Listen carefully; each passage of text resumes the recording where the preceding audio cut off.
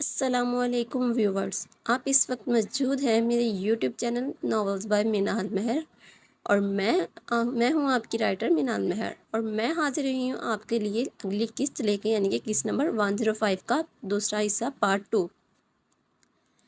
تو سب سے پہلے امید کرتی ہوں سب خیریت سے ہوں گے، خوشباش ہوں گے اور ناول کو انجوائے کر رہے ہوں گے۔ اپنی رائے کا اظہار لازمی کمنٹ سیکشن میں کیا کریں کہ آپ کو قسط کیسی لگ رہی ہے۔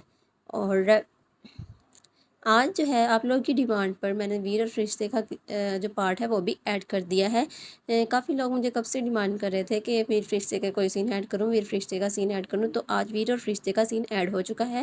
اور آپ لوگ کمنٹ میں یہ بھی بتا سکتے ہیں کہ آپ کو نیکسٹ کس کپل کا سین چاہیے۔ تو مجھے لگتا ہے میری وائس اوور کوئی نہیں سنتا، اس لیے میں ریٹرن میں بتا رہی ہوں کہ اگر ٹارگٹ پورا ہوگا تو ہی ڈیلی قسط آئے گی۔ 400 کا ٹارگٹ کتنے دن ہو گئے ہیں آپ کو دیا ہے، مگر آپ پورا ہی نہیں کر رہے۔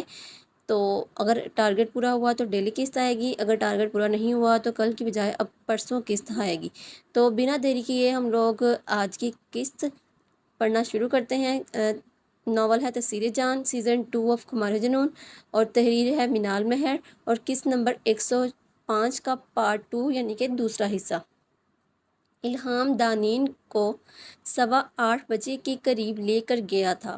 جہاں اس نے 10 بجے دانین کو گھر چھوڑنا تھا، وہاں اب وہ 9 بجے سے بھی پہلے گھر پر موجود تھی۔ دانین بھاگتی ہوئی اپنے کمرے میں بند ہوئی تھی۔ شکر تھا اس وقت کوئی بھی لاؤنج میں موجود نہیں تھا۔ وہ اپنا حجاب کھینچ کر اتارتی، اوندھے منہ آ کر اپنے بستر پر گرتی بری طرح سسکنے لگی۔ یہ کیا ہو گیا تھا اس سے؟ اس نے الہام کے بارے میں اتنا گھٹیا کیسے سوچ لیا؟ وہ اپنے الفاظ یاد کرتی، خود کو بری طرح ملامت کرتی سسکیوں سے رونے لگی۔ یہ میں نے کیا کر دیا؟ وہ اپنے بال مٹھیوں میں جکڑتی ہوئی بولی۔ اس کا وجود اس وقت بری طرح لرز رہا تھا۔ وہ اپنے لفظوں پر بری طرح پچھتا رہی تھی۔ آج پہلی دفعہ اس کا غصہ دیکھا تھا اور وہ واقعی اس کے غصے سے ڈر گئی تھی۔ اگر وہ سچ میں مجھ سے ملنے نہ آئے، وہ سسکتی ہوئی خود سے سوال گو تھی۔ اس نے بے چینی سے بستر سے اٹھتے اپنا فون ڈھونڈتے الہام کا نمبر ملایا تھا۔ بیل جا رہی تھی مگر وہ کال نہیں اٹھا رہا تھا۔ ہاں میری کال پک کریں پلیز۔ اس کے کال نہ اٹھانے پر وہ مزید پریشان ہوتی بری طرح رونے لگی تھی۔ اپنے ہاتھوں سے اپنے اتنے پیار کرنے والے شوہر کو خود سے دور کر دیا تھا۔ اس نے سوری کے کتنے میسج لکھ کر اسے بھیج ڈالے۔ وہ منتظر ہی رہ گئی کہ وہ اس کے میسج سین کر کے اسے کال کرے گا، مگر یہ اس کی خام خیالی تھی۔ دانین لب کاٹتے بری طرح پچھتا رہی تھی۔ الہام وہاں سے نکلتا، گاڑی سڑک پر ڈالتا، ریش ڈرائیونگ کر رہا تھا۔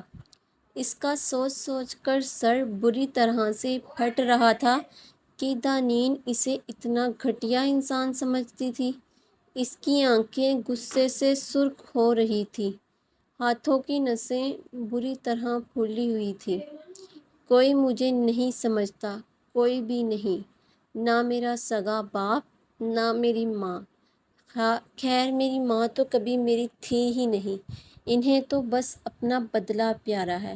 مگر نین، تمہیں تو میں ہر کسی سے زیادہ محبت دی ہے۔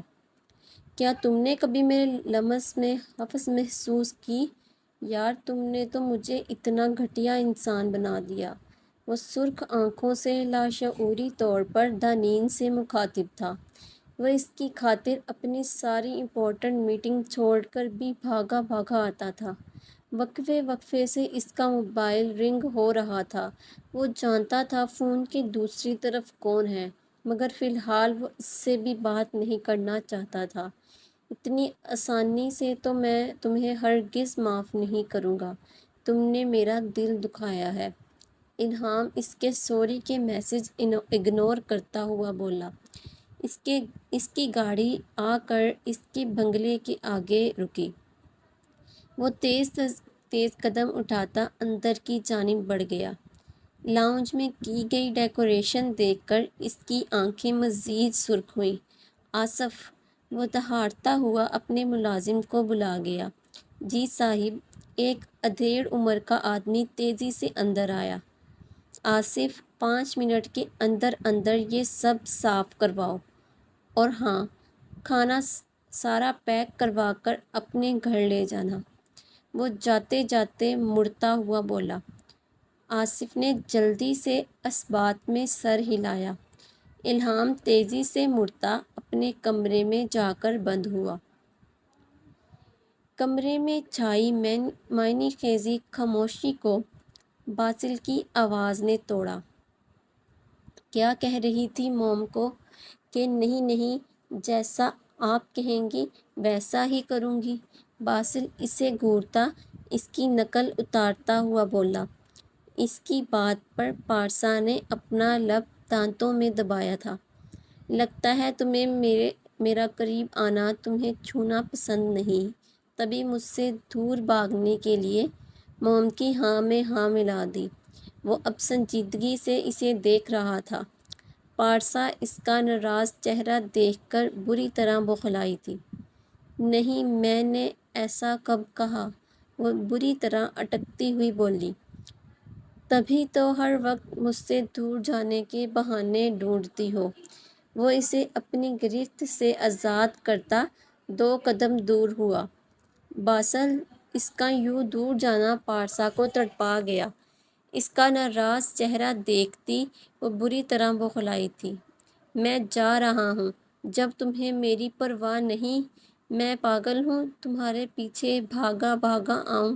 باسل جانے کے لیے مڑا۔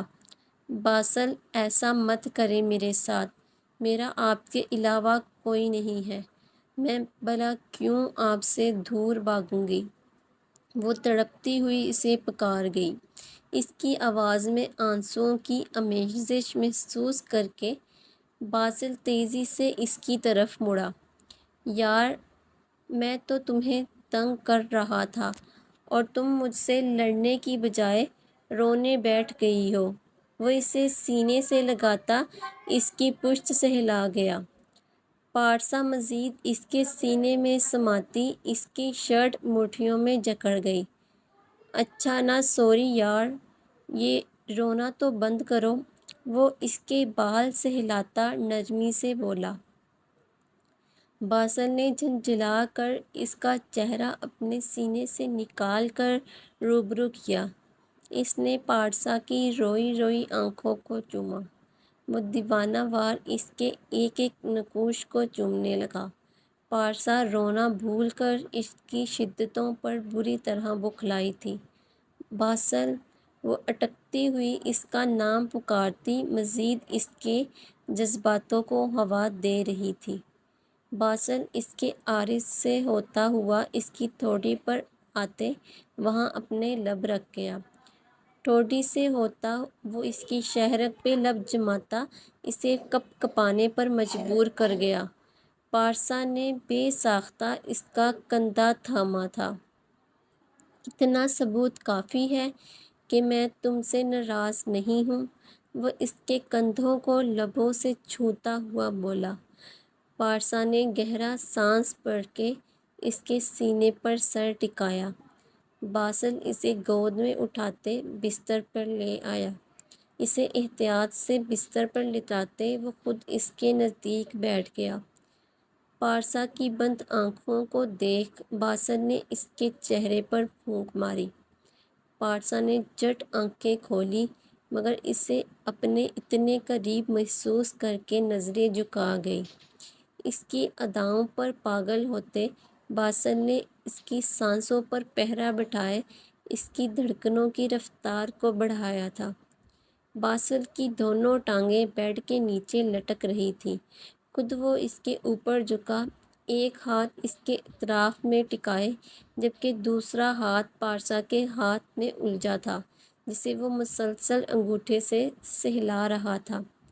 اس نے اطراف میں پڑا ہاتھ اٹھا کر اس کے دائیں عارض پر ٹکاتے اسے سہلایا تھا۔ پارسا سرخ چہرے سمیت آنکھیں بند کیے گہرے گہرے سانس بھر رہی تھی۔ باسل اس کی ناک کی ٹپ پر لب ٹکاتا اس کے نزدیک سے اٹھا۔ باسل، پارسا نے پریشانی سے اسے پکارا کہ اب اس سے ایسی کیا غلطی ہو گئی تھی جو وہ چھوڑ کر جا رہا تھا۔ باسل کی جان ناراض ہو کر نہیں جا رہا، بس اپنی ماں کی باتوں کا مان رکھنا چاہتا ہوں۔ اب ہماری رخصتی والے دن ہی تمہاری پوٹ پوٹ پر دیوانگی دکھاؤں گا۔ وہ پارسا کے نزدیک آتا اس کا ماتھا چومتا، جیسے آیا تھا ویسے ہی نکل آیا۔ پارسا نے دھڑکتے دل سے اس کی چوڑی پشت کو دیکھا، پھر شرماتے ہوئے اپنا چہرہ تکیے میں چھپا گئی۔ کشان اس کا ایک ایک انداز اچھے سے نوٹ کر رہا تھا۔ وہ ڈنر کے دوران بھی چپ رہی تھی۔ کشان کو اس کی اتنی خاموشی پسند نہیں آ رہی تھی۔ وہ ڈنر کر کے اپنے اپنے کمروں کی جانب بڑھ گئے۔ کاشان کمرے میں داخل ہوا جب وہ موبائل ہاتھ میں تھامے بیٹھی تھی۔ کاشان آ کر اس کی دائیں طرف بیٹھا۔ وہ تب بھی خاموش رہی۔ کاشان نے اس کے ہاتھ سے موبائل تھامے سائڈ ٹیبل پر رکھا۔ یہ کیا بدتمیزی ہے؟ آیت ناگوار نظروں سے اسے دیکھ رہی تھی۔ یار، تم مجھ سے ناراض ہو میں جانتا ہوں، مگر تم تو کچھ بول بھی نہیں رہی۔ تم تو صرف چہکتی ہوئی اچھی لگتی ہو۔ مجھے اندازہ ہو گیا ہے، میں تمہارے چہرے پر اداسی نہیں دیکھ سکتا۔ پلیز ناراضگی چھوڑ کر میری پہلے والی میٹھی بن جاؤ۔ وہ اس کا ہاتھ تھامتا ہوا بولا۔ اپنی حد میں رہیے۔ آیت نے اس کا ہاتھ جھٹکا۔ جب بیوی سامنے موجود ہو، بیوی بھی وہ جسے آپ محبت کے دعوے دار ہوں، پھر دور رہنا ذرا مشکل ہے۔ وہ اسے سمجھنے کا موقع دیے بغیر اس کی کمر میں ہاتھ ڈالتا اسے اپنے گود میں منتقل کر گیا۔ آیت بری طرح جھٹپٹائی تھی۔ چھوڑیں مجھے، کیا کر رہے ہیں؟ وہ اس کے شانے پر مکے برساتی ہوئی بولی۔ منانے کی کوشش کر رہا ہوں۔ مجھے یقین ہے ایک نہ ایک دن تم میرے لمس پر پگھل جاؤ گی۔ وہ اس کے عارض پر انگوٹھا سہلاتا ہوا بولا۔ اس کی ہاتھوں کی حرکتوں پر وہ سرخ پڑ رہی تھی۔ ایسا کبھی نہیں ہوگا۔ وہ ایک بار پھر اس کا ہاتھ اپنے عارض سے ہٹا گئی۔ کاشان کو اس کی مزاحمتیں اچھی لگ رہی تھی۔ وہ اسے بستر پر لٹاتا خود اس پر سایہ فگن ہوا۔ آیت کا سانس سینے میں اٹکا۔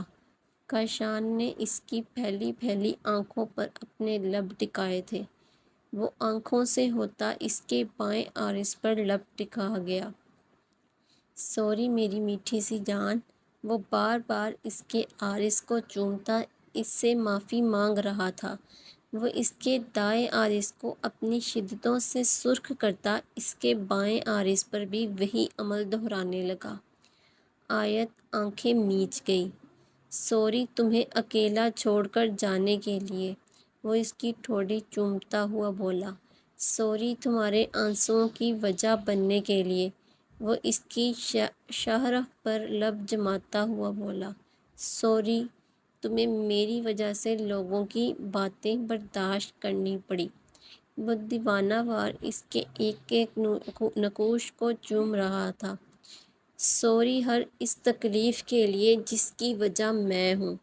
وہ اس کی بند آنکھوں کو دیکھ کر اس کی گلاب پنکھڑیوں پر جھکتا خود کو سیراب کرنے لگا۔ اس کا ہاتھ آیت کے بالوں کو نرمی سے سہلا رہا تھا۔ آیت آنکھیں سختی سے میچھے رخ موڑ گئی۔ سوری می امور مائی لو، وہ اس کے کان میں سرگوشی کرتا ہوا بولا۔ جانے کس زبان میں مجھے گالیاں دے کر اپنی حسرت پوری کرتے ہیں۔ آیت اس کے سینے پر دباؤ ڈالے اسے پرے دھکیلتی ہوئی اپنی کفت مٹانے کے لیے تڑپ کر بولی۔ تمہیں لگتا ہے میں تمہیں گالیاں دوں گا؟ کاشان کا منہ صدمے سے کھلا تھا۔ یار میں تو محبت سے تمہیں پکارتا ہوں۔ وہ اس کی پشت کو دیکھتا اس کے کان میں جھکتا ہوا بولا، جا کر اپنی دوسری بیوی کو پکاریے جسے آپ باہر چھوڑ کر آئے ہیں، اسے بھی ایسے ہی پکارتے ہوں گے۔ آیت ویسے ہی اس کی طرف پشت کیے لیٹی رہی۔ میٹھی کتنی بار بتاؤں، میری کوئی دوسری بیوی نہیں ہے، میری اکلوتی بیوی صرف اور صرف تم ہو۔ یہاں ایک نہیں سنبھالی جا رہی، دوسری کیسے کروں گا؟ کاشان اس کی دوسری بیوی کی رٹ پر جھنجھلا گیا تھا۔ مجھے آپ کی کسی بات کا یقین نہیں ہے۔ اگر اتنی ہی بری ہوں تو کیا کر رہے ہیں میرے پاس؟ جائیے یہاں سے۔ وہ اٹھ کر بیٹھتی ہوئی انگلی اٹھا کر بولی، آیت میری جان، میں نے کب کہا کہ تم بری ہو؟ تم تو بہت اچھی ہو میری چڑیا۔ وہ اس کے عارض پر ہاتھ جماتا اسے قائل کرنے والے انداز میں بولا، سب جھوٹ ہے، اگر میں اتنی ہی اچھی ہوں تو چھوڑ کر کیوں گئے تھے؟ آیت اس کا ہاتھ بری طرح جھٹکتی ہوئی بولی۔ دماغ میں پھر سے وہی 6 ماہ چلنے لگے جب وہ اسے چھوڑ کر بھاگ گیا تھا۔ اب اگر معافی مانگ رہا تھا جیسے سب بہت آسان ہو۔ غلطی ہو گئی، معاف کر دو۔ وہ اس کی ہتھیلیوں کو چومتا ہوا بولا، نہیں کروں گی معاف، کبھی نہیں کروں گی۔ وہ اس کی طرف سے رخ موڑے کروٹ لیتی سسکیاں بھرنے لگی۔ کاشان بے بسی سے اس کی پشت کو تکتا رہ گیا۔ اس نے جتنا سوچا تھا اتنا آسان تو ہرگز نہیں تھا اپنی میٹھی جان کو منانا۔ آیت میری میٹھی یار، بات تو سنو۔ کاشان نے اس کی طرف جھکتے اس کے کندھے پر ہاتھ رکھا۔ آیت نے اس کا ہاتھ بری طرح جھٹکا تھا۔ کاشان کو سمجھ نہ آئی اسے کیسے منائے۔ وہ تو خود کو ہاتھ تک نہیں لگانے دے رہی تھی۔ رفتہ رفتہ اس کی سسکیاں مدھم پڑنے لگیں، جس کا مطلب تھا کہ وہ گہری نیند میں جا چکی تھی۔ کاشان تب سے بیڈ گراؤنڈ سے ٹیک لگاتا اس کی سسکیاں سنتا مضطرب ہو رہا تھا۔ اس کی نیند کا یقین کرتے کاشان نے اس کا رخ اپنی طرف موڑا۔ چہرے پر پھیلے آنسوؤں کے نشانوں پر کاشان نے لب جمائے۔ کاشان نے جانے کتنی بار اس کی آنکھوں کو چوم ڈالا تھا۔ آئی ایم سوری می امور، مائی لو، وہ اسے خود میں بھیجتا ہوا بولا۔ کچھ دیر پہلے کی گئی اس کی بات یاد کر کے وہ کھل کر مسکرایا تھا۔ جانے کس زبان میں مجھے گالیاں دے کر اپنی حسرت پوری کرتے ہیں۔ اس نے بے ساختہ اس کے بالوں پر لب ٹکائے تھے۔ کاشان پرسکون ہوتا آنکھیں موند گیا۔ کم از کم یہ تسلی تو تھی کہ اس کی میٹھی اس کے پاس ہے۔ فرشتے اور دانین کی چھٹی کا وقت تھا۔ آج دوسرا دن تھا جب اسے الہام لینے نہیں آیا تھا، بلکہ اس نے دانین کی کوئی کال کا جواب تک نہیں دیا تھا۔ اس نے روتے ہوئے کئی وائس میسیج بھی کر ڈالے تھے کہ شاید اس کے رونے پر ہی کوئی رپلائی دے دے، مگر یہ اس کی خام خیالی تھی۔ وہ اس سے اتنا سخت ناراض ہوا تھا۔ دانین اب رو رو کر تھک چکی تھی۔ اسے اندازہ ہوا تھا کہ وہ اسے اپنی کتنی سخت عادت ڈال گیا ہے۔ ویر کی گاڑی ان کی یونی کے آگے آ کر رکی۔ دانین نے اداسی سے اس کی طرف دیکھا تھا۔ الہام جتنا بھی بزی ہوتا تھا اس کے لیے ٹائم نکال ہی لیتا تھا۔ ویر کی نظر دانین کے ساتھ کھڑی فرشتے پر گئی، جس نے آج بھی محض حجاب کر رکھا تھا۔ اس کا چہرہ آج بھی ڈھکا نہیں تھا۔ ویر نے بے چینی سے پہلو بدلا۔ کیا قباحت تھی اگر وہ اپنا چہرہ ڈھک لیتی۔ وہ گہری سانس بھرتا اپنے غصے کو کم کرنے لگا۔ دل نے شدت سے اسے نزدیک سے دیکھنے کی خواہش کی تھی۔ دل کی آواز پر لبیک کہتا وہ دانین اور فرشتے کی جانب بڑھا۔ وہ اس وقت ہر چیز ذہن سے فراموش کرتا اس کے نزدیک ترین آ کر رکا۔ السلام علیکم۔ وہ ان کے نزدیک ٹھہرتا سلام کر گیا۔ وعلیکم السلام۔ دانین نے تو اونچی آواز میں اس کے سلام کا جواب دیا تھا، مگر فرشتے اس سے رخ موڑے کھڑی تھی۔ وہ اس کی شکل تک نہ دیکھنا چاہتی تھی۔ اس کے رخ موڑنے پر ویر نے بے چینی سے پہلو بدلا۔ بھائی چلیں؟ دانین اس کے بازو پر ہاتھ رکھتی ہوئی بولی۔ ہاں میرا بچہ، چلتے ہیں۔ وہ دانین کا ہاتھ تھامتا سڑک کراس کرواتا دوسری جانب لے آیا۔ پیسنجر سیٹ کا دروازہ کھولتے اسے بٹھاتا اس کے ہاتھ میں پانی کی بوتل تھما گیا۔ اس نے ایک نظر مڑ کر فرشتے کو دیکھا جو ابھی تک وہیں کھڑی تھی۔ ابھی تک اس کا ڈرائیور نہیں آیا تھا اور ویر اسے ایسے چھوڑ کر جانے کے حق میں نہیں تھا۔ دانی گڑیا، میری کال آ رہی ہے، میں آتا ہوں۔ ویر فون کان کو لگائے کن اکھیوں سے اسے دیکھ رہا تھا۔ فرشتے اس کی نظروں کا ارتکاز خود پر محسوس کر کے پہلو بدل کے رہ گئی۔ جیسے ہی اسے اپنی گاڑی نظر آئی، وہ بغیر ارد گرد کا دھیان کیے تیزی سے گاڑی کی طرف بڑھنے لگی جو سڑک کی دوسری طرف تھی۔ فرشتے ایک تیز رفتار گاڑی کو فراموش کیے آگے بڑھ رہی تھی۔ ویر جو اس کی طرف ہی متوجہ تھا، گاڑی کو اس کی طرف بڑھتا دیکھ کر اس کی سانسیں سینے میں اٹکی تھیں۔ وہ بھاگتا ہوا اس کی طرف بڑھتا، اس کی کلائی جکڑ کر اپنی طرف کھینچتا اسے اپنے سینے میں بھینچ گیا۔ وہ ارد گرد کی پرواہ کیے بغیر اسے قیمتی متاع کی طرح خود میں بھینچے کھڑا تھا۔ فرشتے اس اچانک پڑنے والے آفتاب پر بری طرح گھبرائی تھی۔ تم ٹھیک ہو؟ تمہیں کہیں چوٹ تو نہیں لگی؟ ویر بس اس کے عارض پر ہاتھ ٹکائے بے چینی سے پہلو بدل رہا تھا۔ جب اس نے خود کو ویر کے حصار میں محسوس کیا تو وہ جھٹ سے اس کے حصار سے آزاد ہوئی۔ ٹھیک ہوں، آپ کو فکر کرنے کی ضرورت نہیں، فرشتے خود کو سنبھالتی لٹھ مار انداز میں بولی۔ ویر بھی جیسے اب ہوش میں آیا تھا۔ اس نے اپنے چہرے پر ہاتھ پھیرتے خود کو ریلیکس کیا۔ دیکھ کر نہیں چل سکتی؟ ابھی وہ گاڑی تمہیں ہٹ کر جاتی۔ وہ اب بھی بے چین سا تھا یہ سوچ کر کہ اگر وہ گاڑی سے ٹکرا جاتی پھر۔ آپ کو فکر کرنے کی ضرورت نہیں ہے، میں کوئی چھوٹی بچی نہیں ہوں، اپنا خیال خود رکھ سکتی ہوں، فرشتے اس کے ڈانٹنے پر سختی سے بولی۔ ویر نے جب محسوس کیا کہ آتے جاتے لوگ اس کے چاند چہرے پر نظر ڈال کر جا رہے ہیں تو اس کے خون میں ابال سے اٹھنے لگے۔ چہرہ ڈھکو اپنا، ویر دبے دبے غصے میں گرایا۔ ایکسکیوز می، آپ مجھ سے مخاطب ہیں؟ فرشتے حیرانگی کے تاثرات چہرے پر سجا کر بولی۔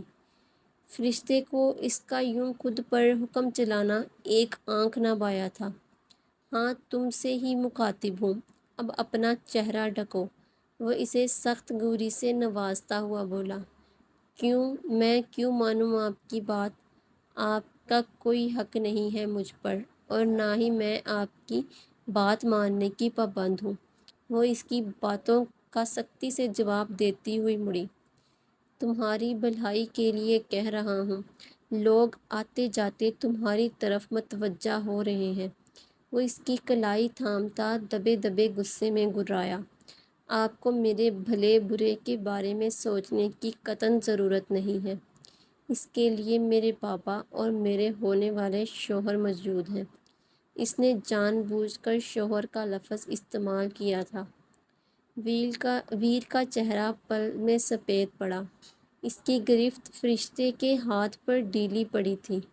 فرشتے اپنا ہاتھ چھڑواتی اس کی نظروں سے اوجھل ہوتی چلی گئی۔ دانین کب سے پرسوچ نظروں سے ان دونوں پر نظریں ٹکائے بیٹھی تھی۔ پہلے تو وہ فرشتے کی فکر میں باہر نکلنے والی تھی، مگر ویر کی بے تابیاں دیکھ کر وہیں رک گئی۔ ویر اس کے جاتے ہی خود کو کمپوز کرتا گاڑی کی جانب بڑھ گیا۔ جی تو یہاں پر قصہ کا اختتام ہوتا ہے، یہ کوئی دھمکی نہیں ہے، اگر آپ لائک کریں گے تبھی اگلی قصہ آئے گی۔ اوکے، دعا میں یاد رکھیے گا۔ اللہ حافظ۔